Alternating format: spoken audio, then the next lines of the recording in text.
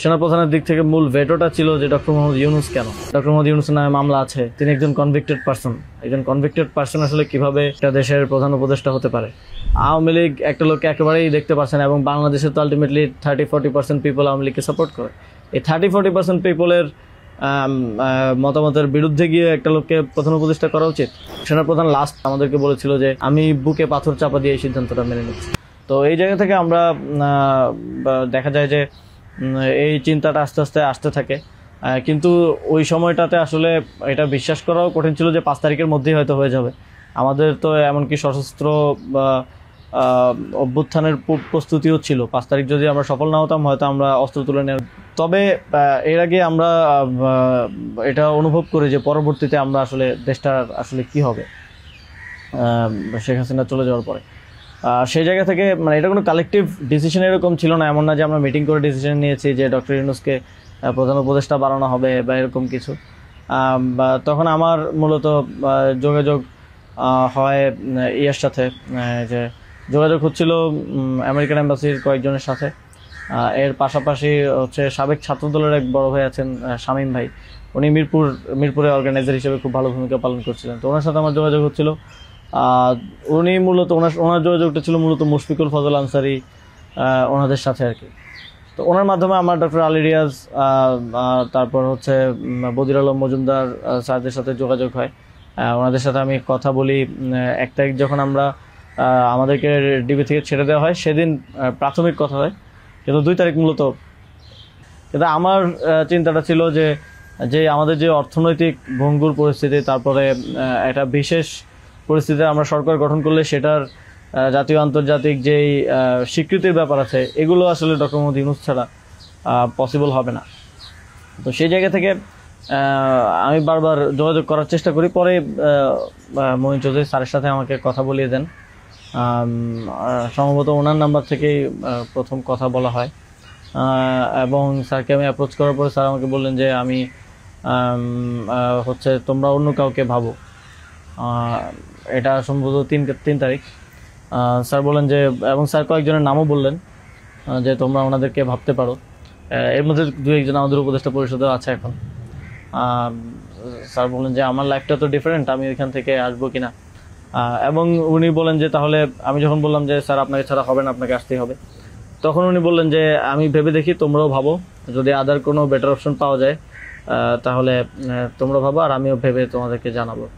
তো 3 তারিখ তো অনেক কিছু আনসার্টেন ছিল, এক দফা শুধু ঘোষণা হয়েছে, কবে পতন হবে, কবে আসবে, এটা আনসার্টেন ছিল। তো আমার মনে হয় এটাও ডিসিশন নেওয়ার ক্ষেত্রে একটা বাধা ছিল সে সময়। কিন্তু আমি যথেষ্ট, আমার মনে হচ্ছিল যে উনি ডিনাই করলেও he is to some extent positive, যেটা বাকিদের থেকে আসতেছে যে একেবারেই আসবে না এরকম। আসিফ স্যারও বলতেছিল যে আসবে না স্যার, রাজি হবে না। তো আবার আমার মনে হচ্ছিল যে এই লোকগুলো তো সবাই স্যারকে পার্সোনালি চেনে, তো ওনারা বলতেছে, কিন্তু আমরা আমি ইনসিস্ট করি, এবং আমি তখন আসলে বাকিদেরকে জানিয়ে রাখছিলাম যে আমার স্যারের সাথে যোগাযোগ হচ্ছে।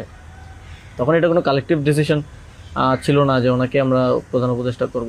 5 তারিখ স্যার যখন সার্জারিতে ঢোকার আগে হচ্ছে কথা হয়, যখন শেখ হাসিনা পালিয়ে গেল সন্ধ্যায় আমরা চ্যানেল 24-এর অফিসে, তখন আমি স্যারের সাথে কথা বলতে চাই যে এখন তো পতন হয়ে গেছে, এখন একটা ডিসিশনে আসতে হবে। তো তখন মঈন ভাই স্যারের সাথে আমাদেরকে কলে যুক্ত করেন। তো চ্যানেল 24 সেদিন রাতে স্যারের সাথে আবার চূড়ান্ত কথা হয়, রাতের আনুমানিক 12:30 থেকে 2টা-2:30 পর্যন্ত প্রায় 2 ঘন্টা স্যারের সাথে নাইট ভাই আর আমার কলে কথা হয়, এবং সেখানে আমরা বিস্তারিত বিভিন্ন বিষয়গুলো আলোচনা করি, এবং স্যারের কিছু কনসার্ন ছিল সেগুলো আমরা ডিসকাস করি যে এটা আবার 1-11 মতো একটা সরকার হবে কিনা, মানে আমরা ক্ষমতায় বসবো কিন্তু পেছন থেকে আর্মি আমাদেরকে চালাবে কিনা, অথবা অন্য কেউ আমাদেরকে ডিক্টেট করবে কিনা। স্যারের কনসার্ন ছিল এটা। স্যারের কনসার্ন ছিল যে আমি আসলে আমাকেই স্বাধীনতাটা দিতে হবে, আমি আসলে এটা আর্মি রান করবে কিংবা পেছন থেকে কেউ রান করবে, এটা হলে আমি আসবো না। তো আমরা স্যারকে বলেছি যে আমাদের পজিশনে এটাই, যে গভর্নমেন্ট যদি আমরা ফর্ম করি, গভর্নমেন্ট স্বাধীনভাবে কাজ করতে হবে, এবং এখানে সেনাবাহিনী কিংবা অন্য কোনো অথরিটি যদি হস্তক্ষেপ করতে চায় সেক্ষেত্রে আমরা মাঠ থেকে সেটাকে চ্যালেঞ্জ করবো আর কি। তো এই ধরনের একটা নিশ্চয়তা স্যারকে আমরা দেই আমাদের এন্ড থেকে। তারপর এক ধরনের কথা হয় যে উপদেষ্টা পরিষদ কেমন হবে, স্যার আমাদেরকে বলেন যে তোমরা ঠিক করো, আর স্যার কিছু সাজেশন দেন। স্যারের টিম থেকে 6 তারিখ সম্ভবত প্রায় 5 তারিখ রাতেই 23-24টা নাম আসে আমার কাছে। তো ওই নামগুলোর সাথে আমরা যে নামগুলো ঠিক করি প্রায় কমন ছিল অনেকগুলো। তারপর আমরা একটা লিয়াজু কমিটি করা হয়। তো এভাবে একটা মোটামুটি সবার সাথে কনসালটেশনের ভিত্তিতে একটা উপদেষ্টা তালিকা করা হয়। এবং যেদিন স্যার ল্যান্ড করে বাংলাদেশে আসেন 8 তারিখ দুপুরে, আর্মি থেকেও কিছু নাম প্রস্তাব করা হয়। কিন্তু আমরা একটু প্রায় 5-6টা নাম আমরা একটু ঘেটে দেখলাম যে এই লোকগুলো ওইভাবে সর্বজন গ্রহণযোগ্য না। এবং আরেকটা সমস্যা হচ্ছে তাদের অনেকেরই হয় না যে সফট আওয়ামী লীগ অ্যান্ড আওয়ামী লীগের সিভিল সোসাইটি হিসেবে পরিচিত, অথবা তাদের ব্যাকগ্রাউন্ডটা একজন আর্মি অফিসিয়ালসের নাম ছিল সেখানে, এক্স আর্মি অফিসিয়ালস। তার ব্যাকগ্রাউন্ড আমরা দেখি যে তিনি ইন্ডিয়ায় তিনি 4 বছর ছিলেন এবং 4 বছরে তিনি কয়েকটা কোর্স করেছেন সেখানে। তো এভাবেই একটা এবং এছাড়াও আরেকটা ইয়ে ছিল যে 6 তারিখ আর্মির সাথে আমাদের একটা বৈঠক হয়, 3 বাহিনী প্রধান তারপর রাষ্ট্রপতি, প্রায় 4 ঘন্টার একটা বৈঠক হয়। যেটার মূল কথাটা ছিল যে সেনাপ্রধানের দিক থেকে মূল ভেটোটা ছিল যে ডক্টর মোহাম্মদ ইউনূস কেন, why not any other person.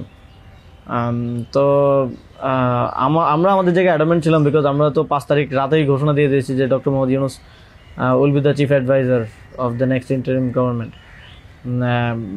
এবং সেটা এক ধরনের বৈপ্লবিক কায়দায় আমরা ভিডিও বার্তা দিয়ে ঘোষণা দিয়ে দিয়েছি। আমরা কোনো নিয়মের কিংবা সংবিধানের তোয়াক্কা সে সময়টাই করি নাই। কিন্তু উনি বারবার বলার চেষ্টা করছিলেন যে ডক্টর মোহাম্মদ ইউনূসের নামে মামলা আছে, তিনি একজন কনভিক্টেড পারসন। একজন কনভিক্টেড পারসন আসলে কিভাবে হতে পারে, একটা দেশের প্রধান উপদেষ্টা হতে পারে। তো আমরা যখন এগুলো ডিবাঙ্ক করতেছিলাম কথাগুলোকে, যে এগুলো তো আওয়ামী লীগের সময়ের পলিটিক্যালি মোটিভেটেড মামলা, এই মামলা তো দেখা গেছে সবার নামে পাওয়া যাবে, আমাদের নামেও আছে। তো এটা বলার পর আবার ওনারা আরেকটা কথা বললেন যে সোসাইটির একটা বড় অংশ তো আসলে ওনাকে হেট করে। এবং বড় অংশ বলতে উনি তখন সরাসরি বলেছেন যে আওয়ামী লীগের অন্তর্বর্তীকালীন সরকারটা তো সবার কাছে গ্রহণযোগ্য হতে হবে। এখন আওয়ামী লীগ তো ডক্টর মোহাম্মদ ইউনূসকে 2 চোখে দেখতে পারে না, একদম অপছন্দ করে। তো এখন এই আওয়ামী লীগ একটা লোককে একেবারেই দেখতে পাচ্ছে না, এবং বাংলাদেশে তো আলটিমেটলি 30-40% পিপল আওয়ামী লীগকে সাপোর্ট করে। এই 30-40% পিপলের মতামতের বিরুদ্ধে গিয়ে একটা লোককে প্রধান উপদেষ্টা করা উচিত। তো আমরা তখন বললাম আওয়ামী লীগ এমন কিছু না যেটা নিয়ে এখন আমাদের কনসার্ন হওয়া উচিত। আওয়ামী লীগকে আমরা পরাজিত করেই এই প্ল্যাটফর্মে আসছি, এখানে আমরা বসছি। আওয়ামী লীগ কি চাইলেও না চলে এটা এখন আর ম্যাটার করে না কোনোভাবেই। কিন্তু উনি বারবার এই কথাটা ঘুরে ফিরে বলতেছিলেন যে এই সরকার তো একটা নির্বাচন আয়োজন করবে, এই জন্য বিএনপি আওয়ামী লীগ সবার কাছে এই সরকারের গ্রহণযোগ্যতা থাকা প্রয়োজন। আওয়ামী লীগ তো ডক্টর মোহাম্মদ ইউনূসকে একেবারেই দেখতে পারে না, ওনাকে আওয়ামী লীগ মেনে নেবে না উনি আসলে।